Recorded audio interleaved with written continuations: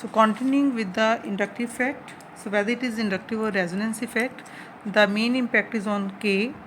If K decreases, obviously vibration frequency and wave number decreases. So if a group is electron releasing group, क्योंकि mainly depend करता है कि किस जैसी frequency determine कर रहे हैं, whether it is carbon oxygen bond double bond और carbon carbon double bond, right?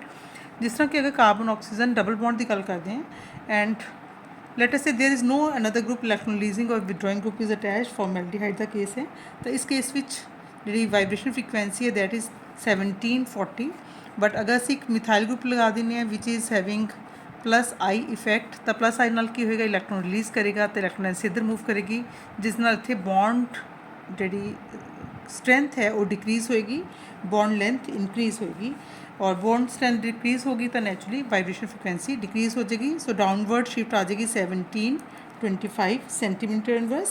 And और अगर दो ग्रुप्स लगे हुए ने तो ये इफैक्ट होर भी ज़्यादा नज़र आ जाएगा 1715 सेंटीमीटर इनवर्स. ठीक है. सो इसी तरह ही अगर असी इलैक्ट्रॉन विड्रॉइंग ग्रुप्स लगाने हैं, जिस तरह कि लेटर से असी दोबारा एसीटोन तो स्टार्ट कर रहे हैं, दिस वन 1715 सेंटीमीटर इनवर्स, और दूसरे केस ਵਿੱਚ ਅਸੀਂ ਇੱਥੇ ਇੱਕ ਇਲੈਕਟ੍ਰੋਨ ਵਿਡਰੋਇੰਗ ਗਰੁੱਪ ਲਗਾ ਦਿੰਨੇ. So it will withdraw electron density, ਤਾਂ ਜਿਸ ਨਾਲ ਇਹ ਫੋਰਸ ਕਾਂਸਟੈਂਟ ਜਿਹੜਾ ਹੈ ਇਨਕਰੀਜ਼ ਹੋ ਜਾਏਗਾ. ਤਾਂ force constant increase means increase in vibration frequency, and if more number of electron withdrawing groups are attached, more effect will be observed. So this is 1740. ठीक है. सो ये तो हो गया इंडक्टिव इफैक्ट. इसी तरह साढ़े कोल है रेजोनेंस इफैक्ट. सो रेजोनेंस इफैक्ट नाल भी ये भी रेजोनेंस नाल डबल बॉन्ड फ्रीक्वेंसी इंक्रीज़ हो रही है या डिक्रीज़ हो रही है. जिस तरह की साढ़े कोल एग्जाम्पल है. सो अगर असी ये मॉलिक्यूल देखिए और इसमें असी कंपेयर करिए एसिटल्डिहाइड नाल, सो एच की जगह पर इत्थे असी ये वाला ग्रुप अटैच कर दिता है जिहड़ा कि प्लस आर इफैक्ट शो कर रहा है.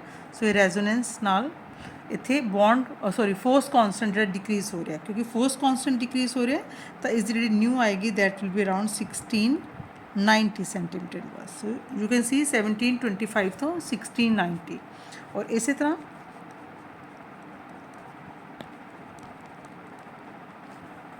ठीक है. सो अगर आप फॉर्मैल्डिहाइड देखते हैं तो एच की जगह पर मैं ग्रुप लगा दिता जोड़ा कि अगेन इलैक्ट्रॉन जोड़े है रिलीज़ कर रहे हैं.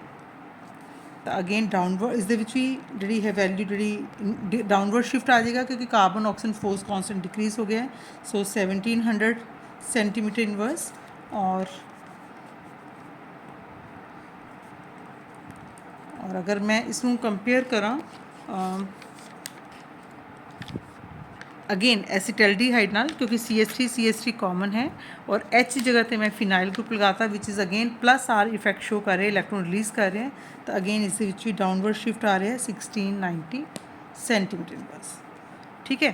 सो any factor any atom or group of atoms which either because of inductive effect or resonance effect is affecting K value, then it will directly affect the vibration frequency or vibration wave number. So that's all for today's lecture. So next time ਅਸੀਂ start ਕਰਾਂਗੇ is the other topic. Thank you.